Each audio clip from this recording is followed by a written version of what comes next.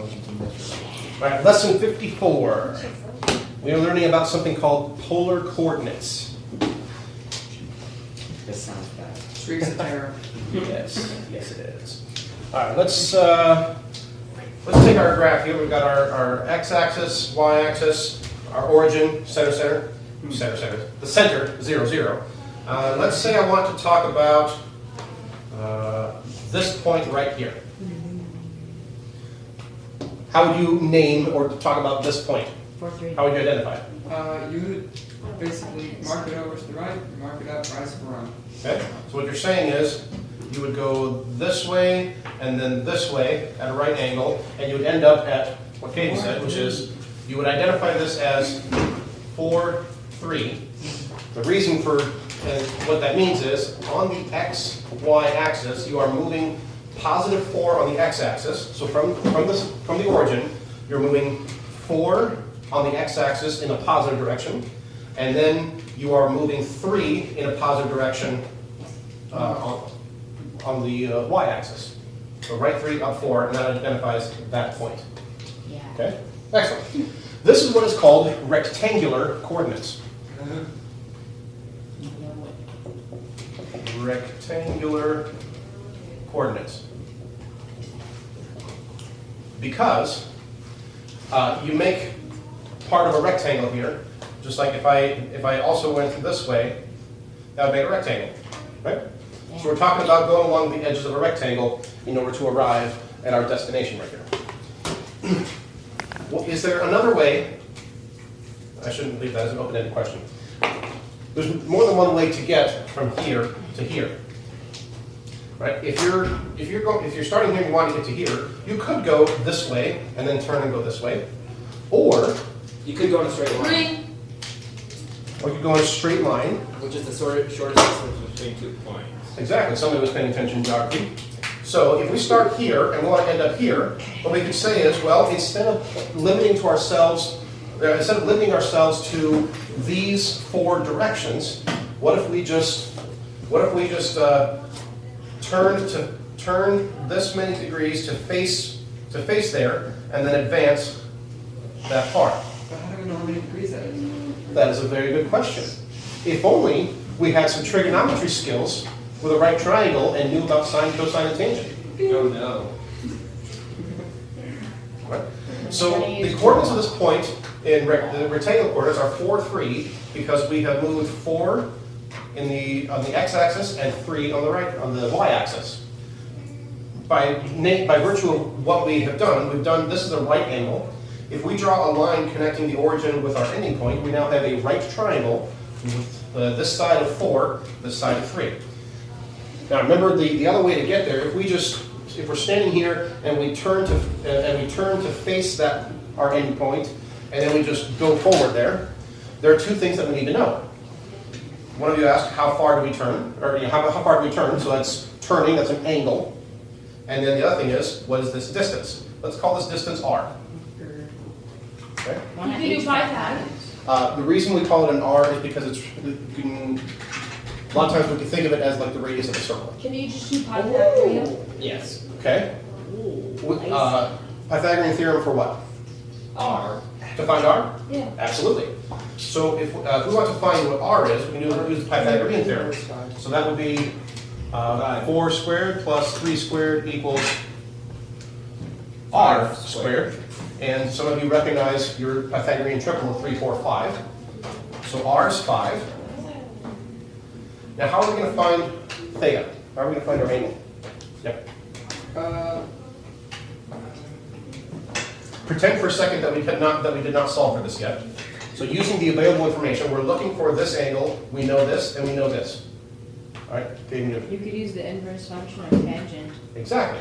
These 2 sides relative to this angle are the opposite and the adjacent, and that relationship is tangent. So the tangent of our angle theta equals the opposite over the adjacent, and since we're looking for the angle, we have to do the inverse tangent of 3 over 4, and that will tell us what the angle is. And got a calculator out already. What is it? 36.87. So that's 36.87 degrees for our angle. And we can put this back here because we, Pythagorean theorem, we found that to be 5. And so this same point, using what is called polar coordinates,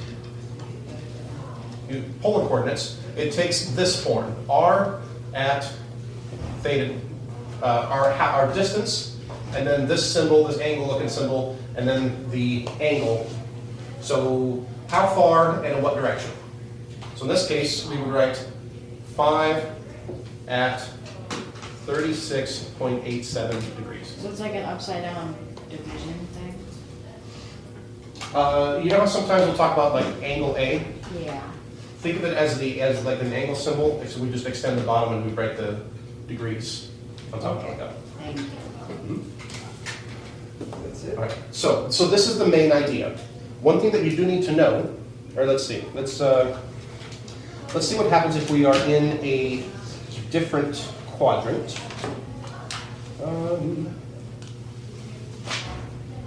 No, that's the idea here. In this lesson, we are going to be converting from this notation, from polar coordinates into rectangular coordinates. Now, so the one thing that you need to know is how do we measure the angles? Degree. Yes, the unit of measurement is degrees, but what if I was talking about a point over here? Would I talk about this angle? What mathematicians do is they have decided to agree that on our xy axes, this right here is 0 degrees. So here's our starting point of 0 degrees, and then we start counting the degrees as we go this way. So we are counting degrees going this way. So that would be 0 degrees. This would be 36.87 degrees. Keep going 90 degrees. Keep going 180 degrees. Keep going 270 degrees, and all the way back to 360, which is the same as 0. And then you keep on going. Question? Why didn't they start at the top? Because they didn't Look, feel like it. Oh, because the XY. Little trivia. They've got reasons. Little piece of trivia. In math, you start over here at 0 degrees and you count up going this way. If you're a navigator, like for a ship or a plane, you actually start this at 0 degrees and you count this way. So trivia. Anyway, because it's different. Someday you'll run across that fact and remember, oh yeah, I did know that one time. All right, so if this is 0 degrees and we're counting our degrees going this way, the first quadrant we are in is this one, is the upper right quadrant here. So we call this quadrant 1. And as we go, the second quadrant we move into is this one. This is quadrant 2. And we keep going. This down here is quadrant 3. Not doing a very good job with my Roman numerals. Quadrant 3, and we keep going, and this here is quadrant 4. Ivy. Why do you put them in Roman numerals? Because everybody else does it that way. It's fun to write Roman numerals. It's an art popular. So this is the idea behind different ways to identify a point. There's rectangular coordinates and polar coordinates, and that's the relationship. We've got x and y in rectangular coordinates, and with polar, you're saying how far r at what angle theta, and we write it like this. All right, so let's leave some of this stuff here, and I'll put that back. All right, let's say we want to work through some example problems. Green. Shocking. All right, example 54.1 says we want to change 4 at 57 degrees into rectangular coordinates. Let me put this up here first. So this is 0 degrees, and we count up going this way. So 4 at 57 degrees. 57 degrees, what quadrant is that going to be in? 1, 2, 3, or 4? Still in the first quadrant. And so we're gonna be like 57 14 degrees, 0, 90, 45 in the middle, 57 a little past that. So if I want to estimate, that, you know, I'm gonna be somewhere about here. This drawing doesn't have to be exact. So we're looking at this, where this is 57 degrees, this length is 4, and we are looking for, we want to know how far over and how far up did we go. We are looking for x and y in this triangle. All right? How are we going to find x? It's the reverse of what we did last time. Exactly. What's the relation? We know 57 degrees. We know this angle. We know the hypotenuse side. We're looking for the adjacent. What's that? What's the relationship? Could you just count? Sin 57 equals 4 over x. Sine. Almost.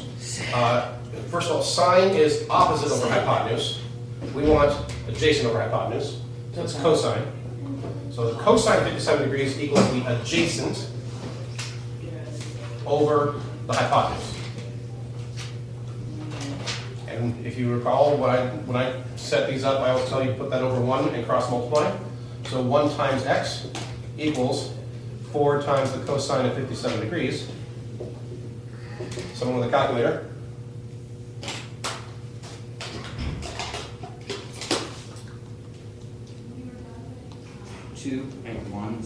What, 2.18? So 2.18. All right.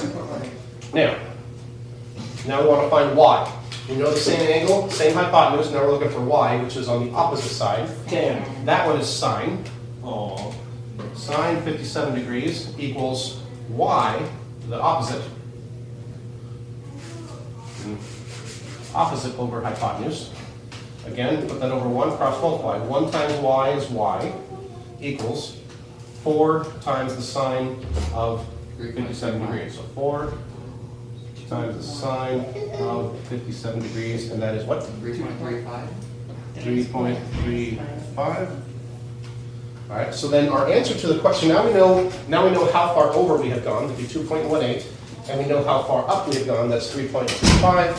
So we would identify this point in rectangular coordinates by putting our x value first, 2.18, and then our y value, 3.35, in xy notation, and there we go. Little note, take a look in your book on page 234. The book wrote the answer like this.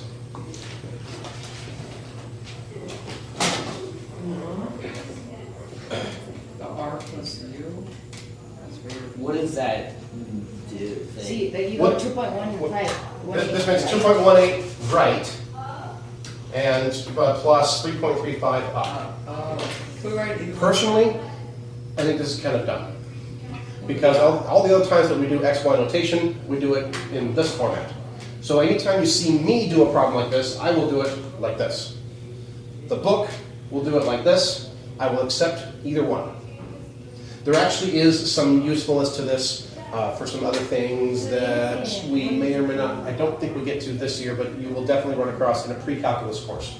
So there actually is good reason to know this. I just personally don't really like it. But in any case, the book does it this way, I do it this way. I will, on your homework and tests, I will accept either format as long as you do it correctly in whatever format you do it. All right, let me do another, 2 more examples real quick. Something other than green, blue. So about as close to green as you can get, right? Orange. All right, let's do, so this one here, let's do 7 at 230 degrees. 7 at 230 degrees. Quadrant 3. So that would be quadrant 3. So we're starting here at 0 degrees, 90, 180, 270, but we're at 230, so we are down here somewhere. We went a distance, that's not even close to straight. You made the effort, that's what matters. Yeah, I know, right? So let's come down here-ish, 7, and 230 degrees is going to be, I'm just going to write over this, so 230 degrees is that angle right there. And what we're looking for is we want to find this point right here using that information. So we got x, our y, our r, or a distance of 7. What angle should we use? What did you do? 270 minus 230? 270 minus 230 will give you this angle. Here. 230 minus 57. 230 minus 180. 230 minus 180 will give us this angle right here. Oh. So this angle theta in here is this one here, right? Wait, isn't it just 57 degrees? No, it's 50 degrees. What? It's different angles. 50 You degrees. think they're vertical. 230. They're not. It's not, they're not vertical angles. So 0, 90, 180, and then from 180 to 230, the difference between 180 degrees and between 180 degrees and 230 degrees, that difference, this angle right in here, feel like it.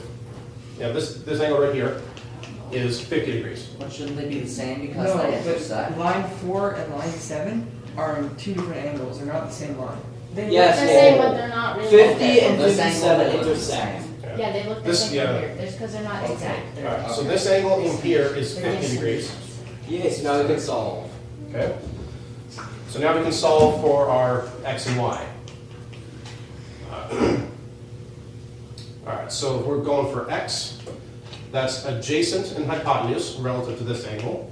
So that's cosine again, so cosine of 50 degrees equals our adjacent side, x, over our hypotenuse of 7. I'm going to put this over 1, cross multiply, and x, 1 times x equals 7 times the cosine of 50 degrees. Which is 4.50. 4.50, yes. 4.50. Oh, yeah. Okay. Now, for y, that's the opposite side of the hypotenuse. That's the sine relationship. So sine of 50 degrees is going to equal the opposite side, which is our y, over 7. Now that I've set it up, we put that over 1, cross multiply. 1 times y is y equals 7 times the sine of 50 degrees. And that gives us 5.36. That was way easier than I thought it would be. All right, so this 7 at 230 degrees polar coordinates equals what in rectangular? X, y, right? Yeah. So x of 4.50 4.50 Do we have to R write plus that? 5.36. and a y of 5.36. Do we have to write the 0.50? Or can we just write 4.5? Well, with the I won't word- mark it wrong if you don't have it, but it would be better if you did that. Yes? And wouldn't you say L because you're going left? That's only if you're going the other way. Well, here's the funny thing about that RU notation. Well, hold on a second. We went left. Negative. So I found this distance, but we went left on the x-axis, so this actually needs to be a negative. But it would still be an R. And we went down, so the 5.36 also needs to be a negative. And by the way, so in the RU notation, that would be negative 4.50R minus 5.36U. They have L and D. I don't know why the book doesn't use L and D. It just always does R and U, and it's either right and negative right, up That's and dumb. negative up. And now you see partly why I Guys, prefer look, I this can jump notation. negative up. Okay. Watch me jump Now. negative up. Let me show you something that the book doesn't show you that will make your life easier. Jumping negative up. Okay? So pay attention. Get your calculator out. Yeah. And when we calculated the x and y here, I drew it out over here. Please always do a quick sketch of where you are. That will help you. That will help give you a visual. It doesn't have to be an exact, an exact graph. Just at least draw a triangle in the quadrant where you are, and label your angle and your side. Right? I do want to see that in your work. Notice what the angle that I used. The problem said 230 degrees. We always start here, so I went all the way over to 230 degrees, and I made it a point to say that this angle right in here is 50 degrees, and I did it that way. Check this out. And notice that the way we found x, let's come back to the green example here. The way we found x was we took our hypotenuse and multiplied it by the cosine of our angle. Right? And to find y, we took the hypotenuse of 4 and multiplied it by the sine of that angle. and we got our x and y coordinates. And here, for the x, we did our hypotenuse of 7 times the cosine of our 50-degree angle, and we got this, right? What would happen if you do 7 times the cosine of 230? London. You get negative 4.4995132. So we're saying it rounds to negative 4.50? Yeah. Well, that's kind of handy. What happens if you do set for our y coordinate? What if you do 7 times the sine of 230 degrees? Plug it in. Then you get negative 5.36. Well, that's kind of handy. No way. So make sure you write this in your notes. If you Does it work with anything, sin, cosine, tan? converting from rectangular coordinates to polar coordinates. So rectangular converting to polar. No, I did that backwards, didn't I? Let's try that again. Polar to rectangular. So converting polar coordinates in this form, converting that to rectangular coordinates in xy form, your x coordinate is your hypotenuse, or r, times the cosine of your angle.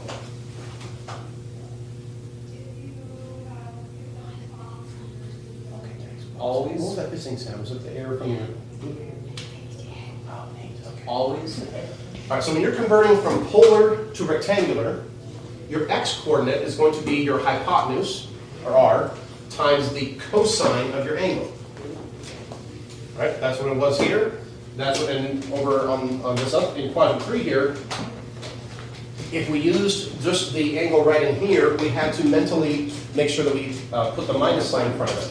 But if we did the cosine of the 230 degrees, the original angle, times 7, that actually gave us the correct x coordinate, including the sign, the minus sign. And then for the y coordinate, that's our hypotenuse times the sine of our angle. And that is how to convert, that's the idea of polar coordinates and how to convert polar coordinates into rectangular coordinates. So does this work every single time?